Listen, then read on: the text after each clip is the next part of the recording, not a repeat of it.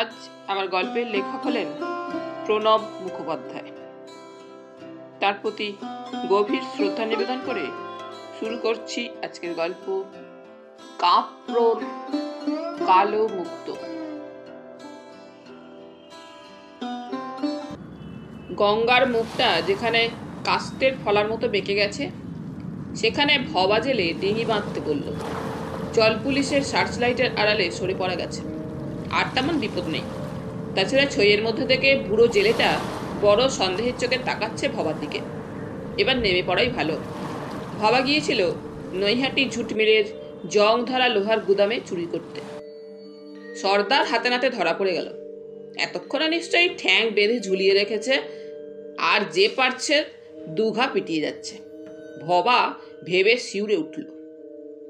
পাড়ে উঠে হাত পায়ের কাদা ভালো করে মুছল। প্যান্টুলুনের ভাঁজ হাঁটুর থেকে খুলে নামিয়ে ভদ্র সভ্য হয়ে ঘাটে চাতালে বসল। রাত অনেক হলো। চাঁদের আলোয় চারিদিক ভেসে যাচ্ছে। ঝিকমিক করে বয়ে চলেছে নদী। ঘাটের ধারে বিশাল অশ্বত্থ গাছটার জমাট অন্ধকারও জ্যোৎস্নায় যেন ধুয়ে মুছে গেছে। কাকেরা মহা হল্লা লাগিয়েছে রাত দুপুরে। অশ্বত্থ গাছের গুঁড়িতে একটা সাইনবোর্ডের দিকে চোখ পড়ল ভবার। ব্রজেনবাবুর ঘাট, চন্দননগর। এই তাহলে চন্দননগর। 200 বছর আগে যেখানে ভবারই এক পূর্বপুরুষ বাস করতেন। শুনেছে তিনি নাকি এক ফরাসি উকিলের মোক্তার ছিলেন। আহা, কত লেখাপড়া জানতেন। আর ছিছি, ভবার একই হাল। কুতিয়ে কুতিয়ে ক্লাস 7। তারপর স্কুল থেকে গলা ধাক্কা। তারপর কত লাঞ্ছনা, কত গঞ্জনা। কত বছর ধরে বাবার কত ছাতার বাঁট ভাঙল ভবার পিঠে। অতঃপর পিঠটান দিয়ে সর্দারের দলে ভিড়ে এইসব অপকীর্তি। পূর্বপুরুষের দেশে বসে লজ্জায় ভবার মাথা কাটা গেল। হু হু করে একটা বাতাস এসে ভবার মন প্রাণ একেবারে জুড়িয়ে দিল। কিন্তু শান্তিতে একটু তিষ্ঠবে তার জোকি। ডিফেন্স পার্টির হুইসেল শোনা গেল। ওদের সামনাসামনি পড়লে অনেক জবাবদিহি, অনেক হাঙ্গামা। গা ঢাকা দেওয়াই ভালো। উঠে পড়ল ভবা। সামনেই একটা বিশাল ধসে পড়া বাড়ি। অন্ধকারের মধ্যে সেখানেই শুট করে ঢুকে পড়ল সে। দেখল ভাঙা ফাঁক ফোকর দিয়ে চাঁদের আলো ঢুকছে। সেই আলোয় দেখতে পেল বিরাট বিরাট হেলে পড়া খিলান কড়িবর্গা। গলি খুঁজি, দৌড়, দালান, রহস্যময় দালানে বাঁকের পর বাঁক। ভাঙা সিঁড়ি সোজা উঠে গেছে 3 তলা। মাঝে দোতলার দিকে চাইলে কালো অন্ধকার গহ্বর ছাড়া কিছুই চোখে পড়ে না। সেখান থেকে বটগাছ উঠে ঘরের চালে ঠেকেছে। গঙ্গার হাওয়া বইছে থেকে থেকে, আর সেই হাওয়ায় ঝুরঝুর করে কোথায় কি সব খসে পড়ছে। পিঠের কাছে দরম করে একটা ভাঙা জানালা পড়ল। তার একটি কাঠের পাটি ছিটকে গড়াতে লাগলো সিঁড়িতে। পিলে চমকে উঠল বাবার। সামলে নেবার জন্য তাড়াতাড়ি নস্যি নিয়ে নিল এক টিপ। এ অভ্যেস তার ছোটবেলা থেকেই। সংকটকালে মাথা বেশ পরিষ্কার হয়। জ্যাঠামশাই নস্যি কিনতে দিলে তা থেকে চুরি করে নিজের ডিপে ভরাত।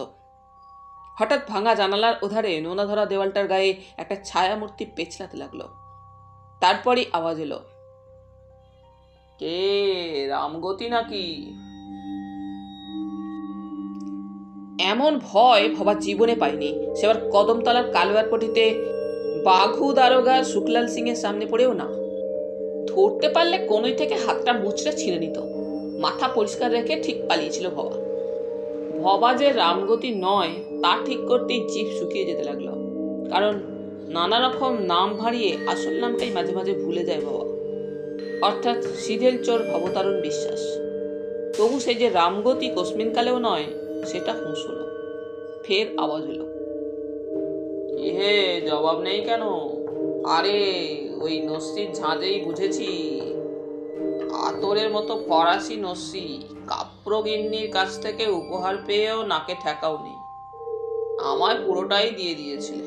মনে পড়ে সেসব দিনের কথা? মনে পড়ে রামগতি? একটা দীর্ঘশ্বাস বয়ে অন্ধকারে কেঁপে কেঁপে উঠল। ভবার মাথা পরিষ্কার হয়ে এসেছে। সে স্পষ্ট মনে করতে পারল বাবার মুখে শোনা একটি নাম, চন্দননগরের রামগতি বিশ্বাস। তারই পূর্বপুরুষ কাপ্রো সাহেবের দুধে মুক্তার। তার সঙ্গে যখন অশরীরীর এত বন্ধুতা, তখন মেনে নেওয়াই ভালো যে সে 200 বছর আগেকার রামগতি মুক্তার। নসির দৌলতে ভবার এমনিতেই নাকিসর। গলা খাকারি দিয়ে মনে সাহস এনে বলল, আগে হ্যাঁ, ঠিকই ধরেছেন। আমি জানতাম তুমি আসবে রামগতি। আবার রাজার খেলা, এ খেলায় রাজার মতোই মেজাজ চাই। সে মেজাজ তোমার আছে। জানি তুমি দেহান্তর হলেই 100 বছর হোক 200 বছর হোক একদিন আসবেই, পালিয়ে যাবে না।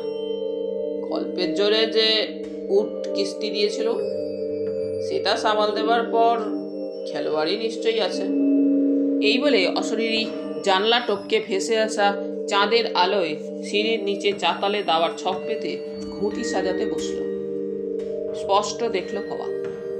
বাইরে ডিফেন্স পার্টির টর্চের আলো নাচানাচি করছে। ভবা তবু হাঁ করেই আছে। কি আশ্চর্য! ছোটবেলা থেকে তার যে ভয়ানক দাবার নেশা। স্কুল পালিয়ে সাঁঝের আটচালায় ঝানু বুড়োদের সঙ্গে দাবায় বসত, আর সব কটাকে হারিয়ে সন্ধ্যে ঘরে ফিরত। বাইরে জোর হুইসেল বাজতেই সম্বিত ফিরে পেয়ে বেজায় চমকে উঠল ভবা। অশরীরী বলল, কোনো ভয় নেই রামগতি, আমি নিবারণ চাটুর্যে। এখানে আমার 200 বছরের বাস। ওরা ভালোই জানে ওই দৌড় পেরোবার সাহস ওদের নেই এই মাঝরাত্রে। এ সময় ইহলোকের কেউ তোমাকে জ্বালাতন করতে আসবে না। এসো, বসা যাক। 200 বছর আগের এক অসমাপ্ত দাবা খেলা শুরু হলো ভূতে মানুষে। দুধারে মুখ থুবড়ে পড়ে রয়েছে কয়েকটা মার খাওয়া ঘুঁটি, কয়েকটার মাথা ভাঙা, গা চটা ওঠা, যুদ্ধক্ষেত্রে বিধ্বস্ত সৈনিকের মতো। এগুলো এমন ভাঙলো কি করে? ভবা জিজ্ঞেস করল। নিবারণ চাটুর্যের ছায়া উত্তেজনায় ভীষণ দুলে উঠল। ভাঙবে না? অন্যগুলো যে আস্ত আছে এই ঢের। গোলার ধাক্কায় আমার প্রাণই চলে গেল তো ঘুঁটি। অবশ্য ছিটকে পড়ে বেঁচে যেতাম ঠিকই, যদি মন্দিরের আদলা চাঙরটা মাথায় পড়ে শিরা না ছিটত। তুমি পালিয়ে ঠিকই করেছিলে। আরো কটা বছর বউ ছেলে মেয়ে নিয়ে তো বেঁচে থাকতে পেরেছিলে। তা গোলা কেন ছুড়ল? নাকি সুরে জিজ্ঞাসা করলো ভবা। নিবারণ চাটুর্যের কোটরে দুটি চোখ স্তব্ধ বিস্ময়ে চেয়ে রইল। তারপর আওয়াজ এলো, তোমার কি স্মৃতিভ্রংশ হয়েছে রামগতি? ভবা মাথা চুলকে বলল, আগে হ্যাঁ, সবকিছু তেমন মনে করতে পারি না। আরে মাঝগঙ্গা থেকে ক্লাইভ কামান দাগলে না? হ্যাঁ হ্যাঁ, ভবা বলল। প্রথমটা তো মুচিপাড়ায় পড়েছিল। শব্দের চোটে রাস্তার লোকজন পালাই পালাই করতে তুমিও ছুটলে। আমি সবে তখন ওই কিস্তিটা দিয়েছি। দেখো ঘুটি সাজানো ঠিক আছে কিনা। 200 বছর আগেকার দান, অক্ষরে অক্ষরে মনে রেখেছি। ভবা এবার বলল, আমরা মন্দিরের চাতালে বসে খেলছিলুম না? হ্যাঁ, মনে পড়েছে তাহলে। আচ্ছা রামগতি, আর কিছু মনে পড়ছে না তোমার? দাবা খেলার আগে যাকে চাল দাও। ভবা দাবার ছকে একবার চোখ বুলিয়েই বুঝলো তার কোণঠাসা অবস্থা হয়ে রয়েছে। এই কিস্তিটা বোড়ে দিয়ে চাপা দিলেও খেলা বেশিক্ষণ বাঁচানো যাবে না। কিন্তু পূর্বপুরুষের মর্যাদা বোধে সে কিরকম যেন রুখে উঠল। এ খেলায় রামগতি বিশ্বাসের মান রাখতেই হবে। আরও একটি নস্যি নাকে গুঁজে ঠোঁট কামড়ে চাল ভাবতে লাগলো ভবা। নিবারণ চাটুর্যে খটমট করে আরামে গা মরমরি দিলেন। মন তার নিরুদ্বেগ। তারপর আপন মনে বকে চললেন, মরে যাবার পর কি কষ্টেই না ঘুঁটিগুলো জোগাড় করেছি। একটা গজ তো ছিটকে চলে গিয়েছিল সেই আস্তাবলের নালায়।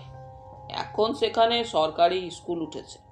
কালো গজ আর একটা দাবা বোড়ে তো খুঁজেই পেলুম না।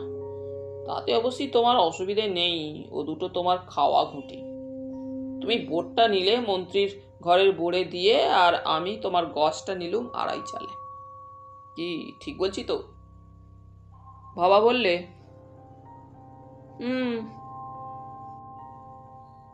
দেখো 200 বছরেও কিছু ভুলিনি, আর তুমি কিনা ভুলে বসে আছো কে কামান দেখেছিল।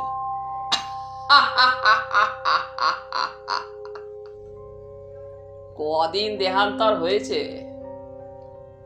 অন্য সময় হলে ভবা তো কোন ছাড়, যে কোনো জাঁদরেল মানুষেরই হাড় হিম হয়ে যাবার কথা ওই বিকট আওয়াজে। কিন্তু ভবা বলল, চুপ করুন, ভাবতে দিন। ঠিক আছে ঠিক আছে, ভাবো। তবে ভোরের আগেই শেষ করো। পৃথিবী জেগে উঠবে, কোলাহলে ভরে যাবে চারিদিক। ভোর না হতেই এখানে আবার দুটো ছোঁড়া এসে সেঁধোয়, ভয়ানক বক বক করে, সমাজ সংসার নিয়ে কি সব বচসা চালায়। ছিঁচি রাখছে, সিঁড়ির রেলিংয়ে বটগাছের ডাল দুলছে হাওয়ায়, গঙ্গা কুল ভাঙছে ছলাৎ ছলাৎ করে।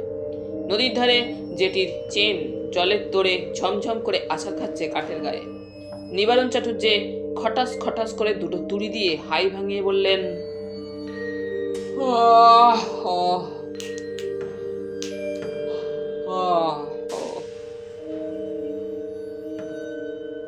কোথা দিয়ে 200টা বছর পার হয়ে গেল রামগতি। গঙ্গা দেখো ঠিক তেমনই বয়ে চলেছে, তবে পলি পড়ে গেছে অনেকটা। এই যা, আগে তো জোয়ার এলে এবাড়ির উঠোন ভেসে যেত গো। আর সেই শিব মন্দির অমন ভারী গোলাতেও খাড়া রইল তো, মাথাটুকু শুধু খসে পড়েছিল আর আমার মাথাতেই। আর সেই খসা ইটের চাঙরের তলাই তো। বাবা বলল, এই নিন কিস্তি সামলালুম। নিবারণ চাটুর্যে হেসে বললেন, এ আর কতক্ষণ, এই নাও দিলুম। চাল দিয়ে ফের বললেন, আচ্ছা তোমার কি সেদিনের কথা আর কিছু মনে পড়ছে না রামগতি? খেলায় বসার আগেই সেদিন। না, পড়ছে না, এই নিন সামলান।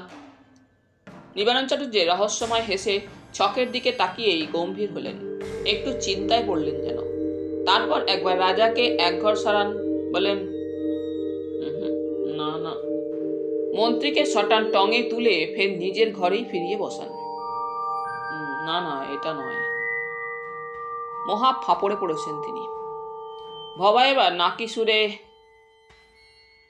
দে মা মায় রাজা করি, গুনগুন করতে করতে বলল, এ হে, আকাশ যে পরিষ্কার হয়ে এলো চাটুর্য মশাই, জলদি জলদি করুন। নিবারণ চাটুর্যে চুপ, ধক ধক করে চোখ দুটো জ্বলতে লাগলো ছকের দিকে তাকিয়ে, মুখে আর একটি কথা নেই। আর 2-4টে চাল খেলা চলার পরেই নিবারণ চাটুর্যে বললেন, না হে রামগতি, এ খেলা আমার হাতের বাইরে চলে গেছে। ভাবতেই পারিনি তোমার ঘোড়াটা ওইখানে বসবে। খেলা একদম ঘুরিয়ে দিলে। আহা, একটা শেষ চাল দিয়ে দেখুন না, বলল বাবা। দেখো রামগতি, ভালোই তো বুঝেছো, আর দুটো চালের বেশি টিকবো না, তবু খোঁটা দিচ্ছ কেন? হার মাথা পেতে নেবার মতো মন আমার আছে। বাবার মনটা তৃপ্তিতে ভরে গেল। চাঁদ ম্লান হয়ে আসছে, তারাগুলো জল জলে লাগছে। নিবারণ চাটুর্যে সেদিকে চেয়ে বললেন, ওর হয়ে এলো, আমার দায়টা মিটিয়ে নি। তারপর ট্যাঙ্ক থেকে একটা লম্বা মতো পেতলের নস্যির ডিপে বের করে বললেন, চিনতে পারো? ভবা আর কি চিনবে, কোনো কিছুই না বলে মহা আশ্চর্য হবার ভান করে চেয়ে রইল। ভেবেছিলুম দেব না, চেপেই যাব, তোমার যখন কিছু মনে নেই।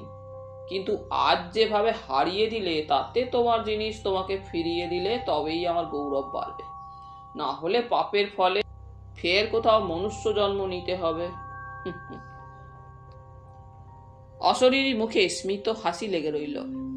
বাবা ভেবেই পায় না ওই নস্যির দ্বীপে কি এমন দামি জিনিস। অশরীরী বলে চলল, মনে পড়ছে মুচিপাড়ায় কামান দাগা শুনে এমন দামি মুক্ত দুটো ফেলেই চম্পট দিলে। বাবার চোখ দুটো আর অশরীরীর চোখের চেয়ে বেশি জ্বলতে লাগলো। মুক্ত নিশ্চয়ই ওই দ্বীপের মধ্যে আছে, আবার দুটো। বুদ্ধি করে বলে ফেলল, আমি তো পরে খুঁজতে এসেছিলাম নিবারণ বাবু।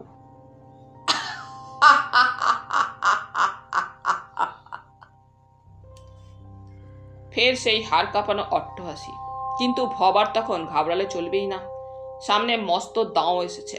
ঠোঁটটা জিভ দিয়ে ভিজিয়ে নিয়ে বলল, আমার দামি মুক্তর কথা কেউ ভুলতে পারে?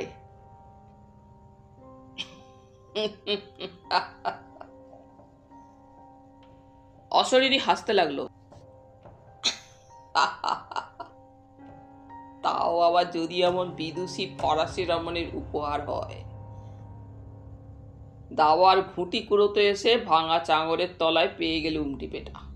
সেই যে মুক্ত দুটো আমায় দেখিয়ে দেখিয়ে দ্বীপে ভরে ছকের পাশে রাখলে। কথাটা লুফে নিয়ে ভবা বলল, আর খেলতে খেলতে হুঁশই ছিল না চাটুর্য মশাই। তারপর গলার আওয়াজ আর লোকের হইচই শুনে পিঠ টান দিল। হ্যাঁ হ্যাঁ বললেন নিবারণ চাটুর্য, আর আমি সবে কিস্তিটা দিয়ে তোমার অপেক্ষায় বসেই আছি। আমি জানি মুক্ত দুটো তুমি নিতে আসবে। পৃথিবীতে কালো মুক্ত ওই এক জোড়াই আছে, তার উপর কাপ্র উকিলের স্ত্রীর উপহার। কত কষ্ট করে ওকে বাংলা শিখিয়েছো, বৈষ্ণব পদাবলী শুনিয়ে কত আকুল করেছো, তা তোমার আর পাত্তাই নেই। পরের গলাটা মন্দিরের মাথায় পড়লো, আমি তো অক্কা পেলুম। নস্যির দ্বীপে দাবার খুঁটি সব কোথায় কি ছিটকে গেল। ভবাই এবার আত্মবিশ্বাস নিয়ে বলে ফেললো, আমি জানবো কি করে ওটা আপনি কুড়িয়ে রেখেছেন, নইলে এখানে সাক্ষাতের সঙ্গে সঙ্গেই তো ওটা খোঁজ করত। নিবারণবাবু বললেন, যাক, তাহলে এতটা বিস্মৃতি হয়নি তোমার যে অত বড় ঘটনাটা বেমালুম ভুলে যাবে। মনে পড়ে মেম সাহেবের গলায় সেই পদাবলীর সুর, সে তো তোমারই অবদান। ভবা বিনয়ে গলে গিয়ে মাথা চুলকোতে লাগলো। তাই ফিরে নাও তোমার মুক্ত, আমায় দায় মুক্ত করো। তবে ফের বলছি, আজ হেরে গিয়েও তৃপ্তি পেয়েছি। ভবার আর তর্সই ছিল না। ডিপেটা হাতে পেয়েই জোরে এক মোচড় মেরে খুলে ফেলল। নস্যির ধুলো পড়ে আছে কিছুটা, গন্ধটন্ধ কবে উবে গেছে। হাতে ঢালতেই গড়িয়ে এলো পাক্কা পেঁপের বিচির মতো দুটো কালো কালো মণি। নিবারণ চাটুর্য বললেন, যাক, 200 বছর ধরে হাওয়ায় ভেসে বেড়ানো সার্থক হলো হয়ে তোমার রামগতি। তবে ইহলোকের ভেগটি বেশ ধরেছ, আধুনিক পোশাক, আধুনিক সঙ্গীত। তবে এমন গোঁফটা ঝেড়ে ফেললে কেন? গোঁফের ডগায় দেশি নস্যি ধুলো না থাকলে আর মুক্তার রামগতি কিসের? উঠোনের ভাঙা থামের ওধারে কি একটা তর্কাতর্কির আওয়াজ, তারপরে নিমদাতর মুখে দুই ছোকরার আবির্ভাব। ভবা চটপট মুক্ত দুটো ডিপে ভরেই উল্টো দিকে বারান্দার রেলিং গলে রাস্তা নেমে পড়ল। নিবারণ চাটুর্যেও আবছা হয়ে মিলিয়ে গেলেন। গঙ্গার আকাশে আলো ফুটেছে, চন্দননগরের গঙ্গায় সূর্য উঠেছে 200 বছর আগেও ঠিক যেমন উঠত। শুকতারাটা ভোরের আকাশে 200 বছর আগেও ঠিক অমনিভাবেই চেয়ে থাকত। মুক্তর বদলে টাকা পাওয়া চেয়ে রামগতি বিশ্বাসের বংশধর হিসেবে পরিচয় পাওয়ার ইচ্ছেটাই মনে ধরল ভবার। তাছাড়া ব্যাপারটা যে হইচই ফেলে দেবে সেটাও আজ করতে পারল। তাই সোজা গিয়ে চন্দননগর মিউজিয়ামে ওটা জমা করে দিলে। বড়বাবু তো উত্তেজিত হয়ে দৌড়ে এলেন, ভবাকে একেবারে নিজের ঘরে নিয়ে দৌড়েটে দিলেন। চেয়ার এগিয়ে বসতে দিয়ে বিস্ফারিত চোখে বললেন, লেডি কাফরুর ব্ল্যাক পার্ল তুমি আপনি পেলেন কোথায়? ভবা শান্ত গলায় বলল, আমার নাম তো তারণ বিশ্বাস, রামগতি বিশ্বাসের বংশধর আমি। তা মানলাম, কিন্তু ওটা আপনার কাছে গেল কি করে? ওটা তো শুনেছিলাম রামগতি বিশ্বাস হারিয়ে ফেলেছিলেন। পাগলা দাবারও নিবারণ চাটুর্যের সঙ্গে উনি নাকি দাবা খেলতে যেতেন ওই হাই স্কুলের মাঠের শিব মন্দিরে। ক্লাইভের গোলায় নিবারণ চাটুর্য মরল, তারপর রামগতি বাবু নাকি ভর দুপুরে মন্দিরের আশেপাশে ঘোরাঘুরি করতেন। হ্যাঁ, ওই মন্দিরের ধুলোর মধ্যেই ওটা কুড়িয়ে পেয়েছি, বলল ভবা। বড়বাবুর তো চুল খাড়া, বললেন, বলেন কি? ও দুটো ওখানে কি করে গেল বলুন তো? অনেক পুরানো ফরাসি বুলেটিন ঘেটেছি, কোথাও তো এই খবর পাইনি। আর তাছাড়া উনি ওখানে ঘোরাঘুরি করতেন শুনে কেউ তো আর এই 200 বছর ধরে ও জায়গায় খুঁজতে বাকি রাখেনি। ভবা মুচকি হেসে চুপ মেরে রইল। বড়বাবু চেয়ার ছেড়ে উঠে উত্তেজিত স্বরে বললেন, হ্যাঁ, আপনি নিশ্চয়ই জানেন কি ইতিহাস জড়িয়ে আছে ওই মুক্ত দুটোর সঙ্গে। রোমান চার্চ থেকে ওটা লুট হয়েছিল। কত যুগ ধরে কত হাত ঘুরে মুক্তজোড়া আসে ফ্রান্সের কাপ্রো বংশে। তারই উকিল নাতির সঙ্গে চন্দননগরে আসে ওটা। লেডি কাপ্রো ওটা বাঙালি মেয়েদের মতো দুল করে পড়তেন। ভবতারণ বলল, আর ও দুটি উপহার পেয়েছিলেন আমারই পূর্বপুরুষ রামগতি বিশ্বাস। হ্যাঁ হ্যাঁ, কাপ্রোর মোক্তারি করতেন আর মেম সাহেবকে বাংলা শেখাতেন। লেডি কাপ্রো নাকি মনসা মঙ্গল পড়ে মুগ্ধ হয়েছিলেন। হ্যাঁ, আর তাই খুশি হয়ে মুক্ত উপহার দিয়েছিলেন বাংলার মাস্টার রামগতি বিশ্বাসকে। আমি তাঁরই বংশধর কিনা তাই এসব আমার জানা। মুক্ত দুটো প্যারিস থেকে যাচাই হয়ে আসার পর চন্দননগর মিউজিয়ামেই যত্নে সাজিয়ে রাখা হলো। ভবা অর্থাৎ ভবতারণ বিশ্বাস ওই মুক্ত দুটো পাহারাদির চাকরি পেয়েছে। মোটা গোঁফ রেখেছে একজোড়া। মাসে মাসে সে বাপ মাকে টাকা পাঠায়। ওর বাবা বলেন, ছেলে আমার এতদিনে সুপুত্তর হয়েছে। সন্ধে হলেই মিউজিয়ামের দেওয়ালে রামগতি বিশ্বাসের ছবিটায় ধূপ জেলে দিয়ে আসে ভবতারণ। তারপর অনেক রাত অবধি মিউজিয়ামের বারান্দায় বসে পাকা দাওয়ারুদের সঙ্গে দাবা খেলে আর নস্যি নেয়। তাহলে বন্ধুরা, আজ এই পর্যন্তই। গল্প পাঠ তোমাদের ভালো লেগে থাকলে তোমাদের কাছে আবারও অনুরোধ থাকলো, লাইক, শেয়ার এবং সাবস্ক্রাইব করে তোমাদের মূল্যবান মতামত পাঠানোর জন্য। ধন্যবাদ।